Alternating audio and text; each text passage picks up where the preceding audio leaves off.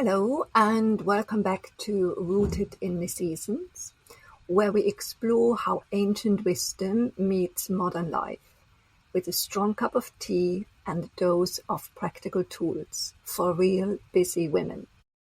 I'm Katja Patel, Ayurvedic diet and lifestyle consultant, yoga teacher mentor, and someone who helps you find calm and clarity through small daily rituals, seasonal rhythms, and timeless wisdom. In today's episode, we're talking about something I think we all feel at some point. Summer heat getting the better of us. We wait all year for the summer, don't we? The longer days, the sunshine, the sense of freedom. But when the heat really kicks in, it can also knock us off balance. And suddenly the dreamy summer vibes turn into headaches, frazzled nerves, and digestion that doesn't cooperate. In today's episode, we're talking about something I think we all feel at some point. The summer heat getting the better of us. All year we wait for the summer, right? The longer days, the sunshine, the sense of freedom. But when the heat kicks in, it can also knock us off balance.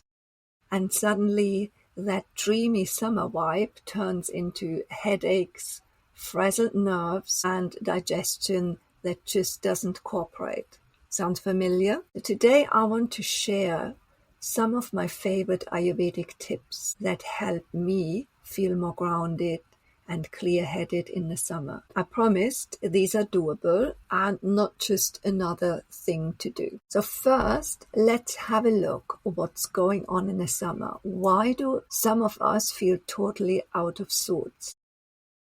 Well, in Ayurveda, summer is linked to Pitta dosha, which is made up of fire and water elements. And just like too much sun outside can burn us, too much heat inside can show up as irritability, headaches, acidity, skin issues, or feeling snappy or tired.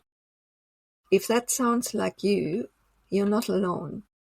I've definitely had summers where I felt way more fiery than I wanted to. The good news, we can actually do quite a lot to soften that. Ayurveda brings us back to balance. So in this case, we're balancing heat with coolness, intensity with gentleness, dryness with moisture. And Ayurveda gives us 5 main tools to do this. They are food, herbs, therapies, yoga, and lifestyle. Let's look at each one a little closer. First up is food. Because we eat very frequently, that's the place to start making an impact. I don't know about you, but I always look forward to the summer fruits. And it turns out nature gives us exactly what we need to stay balanced. Ayurveda balances with the tastes. There are 6 tastes, and the one we need more in the summer are sweet, bitter, and astringent. Does that sound a bit too technical? Let's break it down with some examples. Sweet tastes are things like naturally ripened fruits, grains, and milk or cream. Bitter taste you find in leafy greens like dandelion or rocket, spinach, chards, and turmeric. Astringent means it pulls the tissues together. Apples, for example, they help to bind your poo. And that's why they are great in case of diarrhea, which happens more so in the summer. Other astringent foods are pomegranates, cranberries, lentils, and cabbage. Here are some more foods to favor in the summer. Apart from the seasonal fruits and vegetables, always keep it seasonable because that, like I mentioned earlier, keeps us naturally balanced. So in grains, there are barley, that is good in the summer, millet, oats, rice, and wheat. Nuts and seeds, soaked almonds, coconut, and sunflower and pumpkin seeds. Dairy, I mentioned the milk and the cream, but apart from that, paneer, the Indian soft cheese, is really good. Fresh mozzarella as well, and ghee, of course. If you eat meat, then chicken is good, turkey, freshwater fish, and shrimp. As sweeteners, we can use maple syrup, raw sugar, or simple swaps make the difference. Maybe add more cucumber or watermelon, or switch your breakfast from hot porridge to soaked oats with cooling spices, or a fruit salad in the morning. In the summer, hydration is key. But icy cold drinks, not so much. They are more a shock to the system, causing the tissues to contract, which means the tissues are not able to absorb or letting the fluids in to hydrate them. So icy drinks can make us temporarily feel good and cool, but they prevent the body from hydrating. So Ayurveda recommends instead warm or room temperature water, coconut water. That's excellent because of its electrolytes. Fresh fruits and vegetable juices, herbal teas like coriander, fennel, mint or rose. The CFF tea, cumin, coriander, fennel, also really good for the digestion in the summer. And homemade buttermilk, which is 1/3 of yogurt.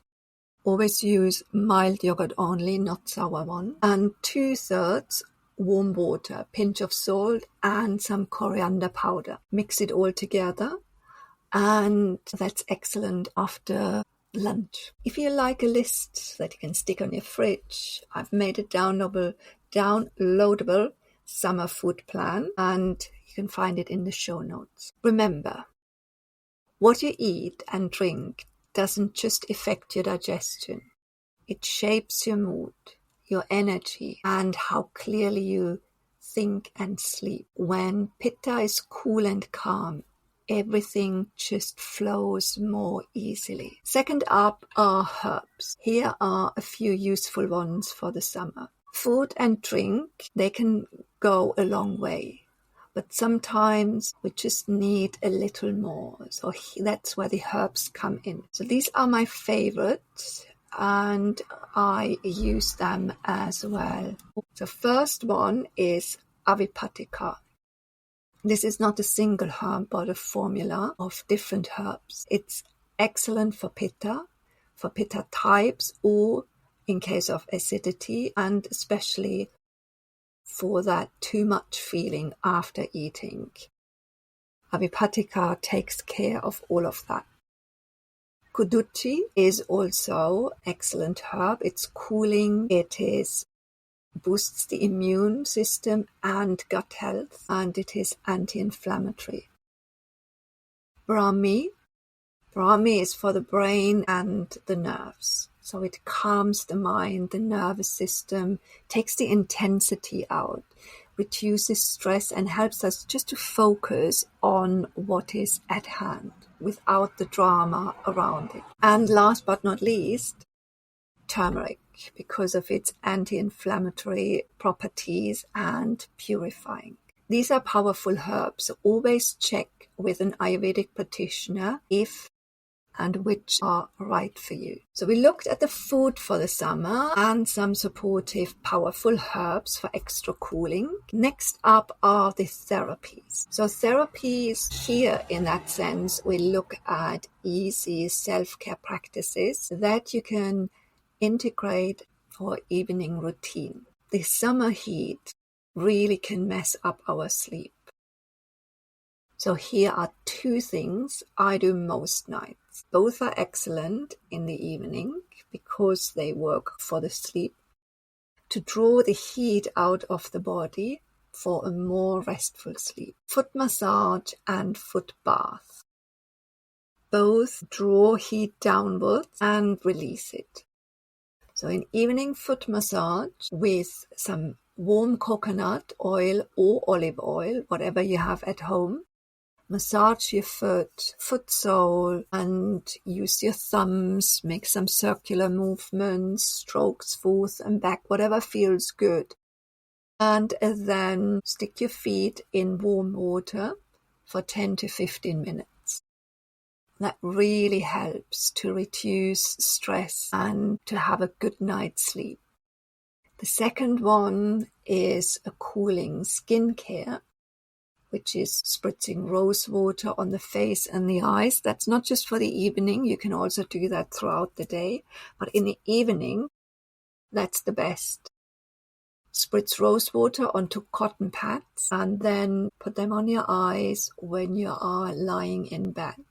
And it's excellent, cools the entire head and neck area and soothes the eyes as well from the intense light throughout the day. And maybe you are on the computer, and for all of that's excellent. This is one of my favorite ones, and this is something I do without fail every night throughout the year. Sometimes I also journal or free write for 5 or 10 minutes, just a quick brain dump, so my mind isn't racing at bedtime.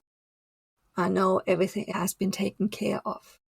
Simple and very effective. The fourth point is yoga. Because if you're anything like me, you might want to do your usual strong practice, but then you end up feeling depleted.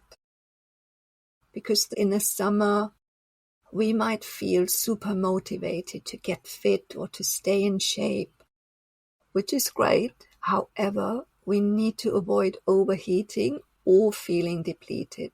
So pacing is super important. That means practice early in the morning when it's coolest.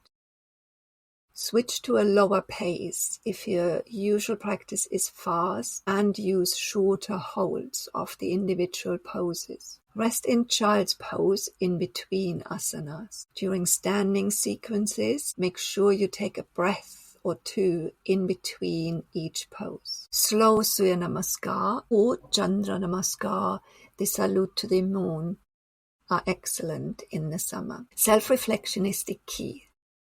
If a stronger practice serves you well, honor that, but stay attentive to signs of overheating. Also include cooling breaths like Chandra Vedana, Shitali Mudra, or primary breathing.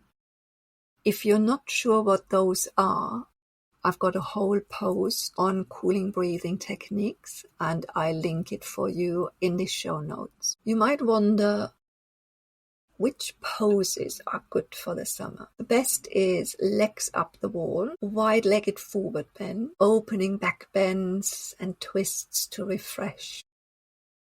You want to practice poses which create space and reduce the intensity of the summer heat. Nothing fancy, just steady and calm. We have nearly covered everything. Food and drinks, herbs, self-care therapies, yoga. So what's left to check in is with our daily rhythm in the summer. You don't have to overhaul your day, but tuning into the Ayurvedic clock can help a lot. Just to remind you, Pitta time is 10 a.m. to p.m. and p.m. to a.m. Kapha time is early in the evening. Great time to wind down. Tips for your daily rhythm. Wake up before 6 a.m. It's a cool and in the Vata time. Start your day with warm water, followed by a cup of coriander fennel tea. Go barefoot in the grass directly after getting up. If you have a garden, that's excellent because the grass draws the heat out of the body and keeps you cooler during the day. Get your main meal around midday because digestion is strongest. Keep dinner light and early between 5 and 6 p.m. Maybe some soup, moong dal or khichdi. Unplug around 9 p.m. and get to bed before that second wind hits. Here are some easy breakfast and lunch ideas. So one of my favorite summer breakfasts is a banana lime smoothie with coconut water and cardamom. So cooling. 2 bananas, cup of coconut water, juice of a quarter of a lime or third of a lime, depending to taste, quarter teaspoon of cardamom, blend and enjoy. Lunch ideas can be steamed seasonal vegetable, yellow mung dal, millet or quinoa, or mung dal soup with rice, or vegetable soup with khichdi and rice, or served with a homemade buttermilk. Because a lot of energy goes to cooling the body down in the summer. Our digestion suffers. So that's why in the summer we want to stay light. And most of the time that's also what our appetite tells us. So here's a pro tip after lunch. Lie on your left side for 10 minutes to aid digestion. And it's also great to get a little bit more energy for the afternoon. Or if you're at work and you can't lie down, head outside and take a walk in the park or around the block to kickstart your digestion before you get back to work. And those were our Ayurvedic tips for the summer. The summer doesn't have to feel like you're battling through it. With a few small shifts, you can enjoy the season a whole lot more. Just ask yourself, where can I cool down a little? Where can I soften? To recap, focus on sweet, bitter, and astringent foods. Stay hydrated. Skip the ice. Support your body with herbs if needed. Adjust your yoga practice so it supports you and is not draining. Set up your evening for a good sleep. There's no one size fit all. So start where you are and what feels good. Everything I talked about is linked in the show notes, including the summer food plan and other cooling summer ideas. Thanks for listening. Let me know how you get on with these tips. I love to hear your takeaways. And if you found this episode helpful, I'd be so grateful if you share it with a friend who's feeling the summer heat. Remember to hit subscribe so you never miss an episode. Stay cool and I'll see you in the next one.